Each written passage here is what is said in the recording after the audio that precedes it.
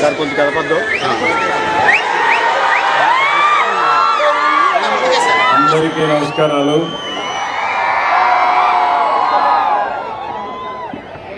ఈరోజు మనం అందరం కూడా ఒక మంచి కార్యక్రమం గణేష్ సేవా సమితి, అది కూడా డూండి గణేష్ సేవా సమితి అయితే ఒక బ్రహ్మాండమైన వినాయకుడిని వినూత్నంగా తయారు చేశారు. కమిటీ మెంబర్స్ 9 మంది ఉన్నారు. 9 మందిని పేరు పేరున మనస్ఫూర్తిగా అభినందిస్తున్నా.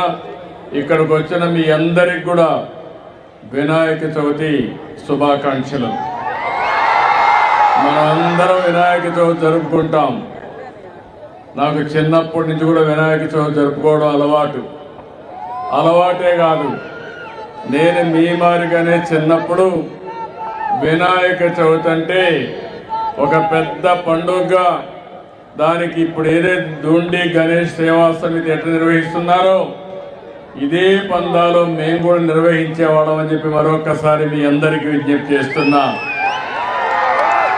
ఈరోజు మనందరం కూడా సుఖ సంతోషాలతో ఆనందంగా ఉండాలంటే మనం చేసే పనికి ఎలాంటి విఘ్నాలు ఉండకూడదు అనుకుంటే అవన్నీ తొలగించే శక్తి ఒకే ఒక వ్యక్తికి, ఒక శక్తికి, వినాయకుడికి మాత్రమే ఉన్నాయని చెప్పి మరొకసారి మీ అందరికీ విజ్ఞప్తి చేస్తున్నా.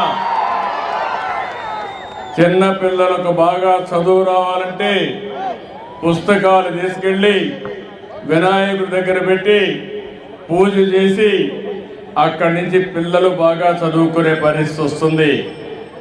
ఈరోజు ఈ యొక్క వినాయకుడికి పూజ చేశాం. మనస్ఫూర్తిగా కోరుకున్నాను, భవిష్యత్తులో ఆంధ్రప్రదేశ్ రాష్ట్రానికి ఏ ఇబ్బందులన్నీ తొలగిపోయి ఎలాంటి బాధలు లేకుండా మీరందరూ కూడా సుఖ సంతోషాలతో ఉండాలని వినాయకుడిని ఏడుకున్నాను. తప్పకుండా ఆశీర్వదిస్తాడని చెప్పి నేను ఆశిస్తున్నాను. భారతదేశంలో మనందరికీ ఒక సాంప్రదాయం, ఒక్కొక్క మతానికి సంబంధించిన వాళ్ళు కొన్ని పండుగలు చేసుకుంటాం. కానీ ఈరోజు దేశం మొత్తం పెద్ద ఎత్తుతో జరుపుకునే పండుగ వినాయక పండుగ. గణపతి ఉత్సవాలైతే ఎవరెవరు ఏ విధంగా చేసుకోవాలంటే ఆ విధంగా చేసుకుంటూ ప్రతి వాడలో, ప్రతి గల్లీలో, ప్రతి టౌన్లో జరిగే అతిపెద్ద పండుగ ఈ గణేష్ పండుగ అని చెప్పి కూడా మీ అందరికీ తెలియజేస్తున్నా. అయితే ఈ సందర్భంగా ఈరోజు మీరు ఇక్కడ చూస్తే ఈసారి వినాయక చవితికి ఒక ప్రత్యేకత ఉంది. ప్రతి సంవత్సరం మీరు కానీ గణేష్ పండుగ చేసుకోవాలంటే ఒక మైక్ పెట్టుకోవాలి. మైక్ పెట్టుకోవాలంటే పర్మిషన్ కావాలి. మీరు కరెంటు తీసుకోవాలి, కరెంటు కూడా మళ్ళీ బిల్లు కట్టాలి, పర్మిషన్ తీసుకోవాలి. ఈసారి మొట్టమొదటిసారి చరిత్రలో ఎలాంటి పర్మిషన్ అవసరం లేకుండా మీరు గణేష్ ఉత్సవాలు చేసుకోవాలంటే ఇక్కడ ఏర్పాటు చేసిన దానికి అన్నిటి కూడా కరెంటు ఉచితంగా ఇచ్చామంటే అది మీ మీద ఉండే ప్రేమ. ఇంత మునుపు గణేష్ ఉత్సవాలు జరుపుకోవాలంటే అనేక విఘ్నాలు అన్ని విధాల ప్రతిఘటించి మీరు జరుపుకునే పరిస్థితి. ఈరోజు గణేష్ ఉత్సవాలు జరుపుకోవాలంటే ఎలాంటి పర్మిషన్ లేకుండా ఉచితంగా అన్ని కూడా మీకు ఇది జరిపించుకునే వేడుక అని చెప్పి మరొకసారి విజ్ఞప్తి చేస్తున్నా. దీనికి ఒక 30 కోట్లు ఖర్చు అవుతుందన్నారు. పర్వాలేదు, ఎంతైనా సరే మీ ముఖంలో ఆనందం చూడాలనే ఏకైక కోరికతో ఈ కార్యక్రమానికి శ్రీకారం చుట్టాం. ఇక్కడ ఏదైతే గణేష్ ఉన్నాడో మీరు చూస్తే సిట్టింగ్ పొజిషన్లో అతి శక్తివంతమైన గణేశ్వరుడు ఇక్కడ ఉన్నాడు, మన దగ్గర ఉన్నాడు.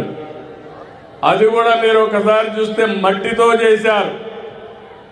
అందులో కూడా ఇప్పుడు చెప్తున్నారు, నేను దీని మీద చాలా ప్రయత్నాలు చేశాను. హైదరాబాద్ నగరంలో ఒకప్పుడు మీరు చూస్తే ప్రతి ఒక్క దిక్కడ గణేష్ ఉంటాడు. ఆ ప్రొవిషన్ వస్తే కూడా చాలా ఇబ్బందులు క్రియేట్ చేసేవాళ్ళు. నేను ఒకటే చెప్పాను, గణేష్ ఉత్సవాల్లో ఎలాంటి అపస్కృతి జరగకుండా పూర్తిగా లా అండ్ ఆర్డర్ కాపాడిన బాధ్యత ఆనాడు తెలుగుదేశం ప్రభుత్వాన్ని చెప్పి కూడా నేను మీకు తెలియజేస్తున్నా. ఇక్కడికి వచ్చినప్పుడు ఇక్కడ ఆర్గనైజ్ చేసే వారందరినీ కూడా మనస్ఫూర్తిగా అభినందిస్తున్నాం. వివిధ ప్రాంతాల్లో ఏర్పాటు చేశారు. ఈసారి సితార గ్రౌండ్లో 72 అడుగులు, అది కూడా సిట్టింగ్ పొజిషన్లో.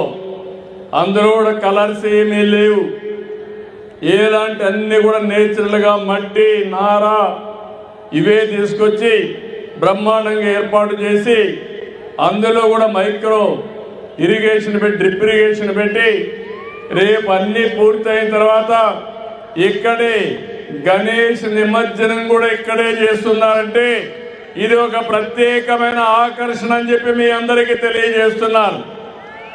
నేను ఇప్పుడే అడిగాను, ఇక్కడ మీరు తయారు చేసిన తర్వాత ఏ విధంగా చేస్తారంటే ఆ మట్టిని ఇక్కడే ప్రజలందరికీ పంచుతున్నారు.